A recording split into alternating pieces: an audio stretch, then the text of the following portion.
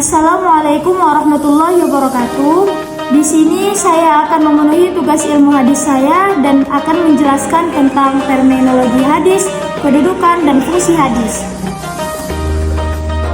Ada baiknya sebelum kita mulai materi ini, saya akan memperkenalkan diri saya dahulu. Nama saya Najul Firahmi, NIM 0101222075 dari Prodi Komunikasi dan Penyiaran Islam KPIP, dosen pengampu Bapak Haji Muhammad Iqbal Abdul Muin LCMA. Langsung saja kita masuk ke materinya, yaitu terminologi hadis. Kata hadis adalah bentuk jamak dari ahadits atau hudtsani. Secara etimologi merupakan isim masdar dari kata kerja hadatsa yahditsu haditsan, yang berarti komunikasi, cerita, percakapan baik dalam konteks agama maupun duniawi. Menurut para ulama hadis, hadis adalah segala sesuatu yang bersumber dari Nabi Muhammad SAW, baik berupa perkataan, perbuatan, takrir maupun sifatnya. Yang kedua, ada sunnah.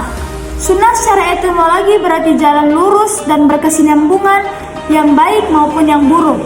Sedangkan menurut istilah terminologi yang digunakan muhaddisin, sunnah adalah segala sesuatu yang dikaitkan dengan Nabi Muhammad SAW, baik berbentuk perkataan, perbuatan, takrir, bentuk fisik moral, maupun perjalanan hidup, baik yang dilakukan sebelum diangkat menjadi nabi, seperti bertahabus di Gua Hiro, maupun sesudah menjadi rasul. Yang ketiga ada khobar. Khobar menurut bahasa berarti an-naba, yaitu berita. Sedangkan menurut istilah, khobar adalah sinonim dari hadis, yaitu sesuatu yang disandarkan kepada Nabi Muhammad SAW dari segi perkataan, perbuatan, takrir, dan sifat.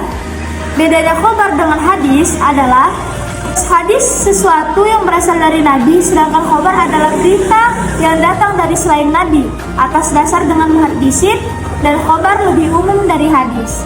Yang keempat ada athar. Apa itu athar?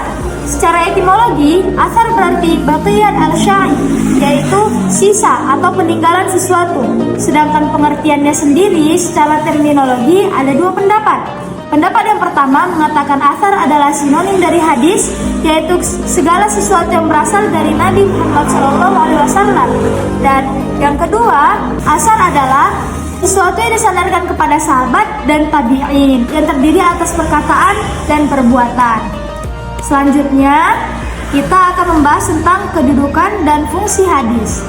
Menurut jumhur ulama, bahwa hadis berkedudukan sebagai sumber atau dalil kedua setelah Al-Quran dan mempunyai kekuatan untuk ditaati serta mengikat untuk semua umat Islam. Sedangkan fungsi hadis yang paling utama adalah untuk menjelaskan isi dari Al-Quran. Contoh, Allah Subhanahu wa Ta'ala mewajibkan sholat kepada kaum mukminin tanpa menjelaskan waktunya nih, rukun ataupun jumlah rakaatnya. Lalu Rasulullah SAW menjelaskan melalui praktek sholat beliau dan dengan pengajaran beliau kepada kaum muslimin tentang bagaimana melaksanakan sholat dan tata caranya. Dan dengan sabda beliau, "Shollu kama ra'aitumuni usolli." Sholatlah kalian bagaimana kalian melihatku sholat.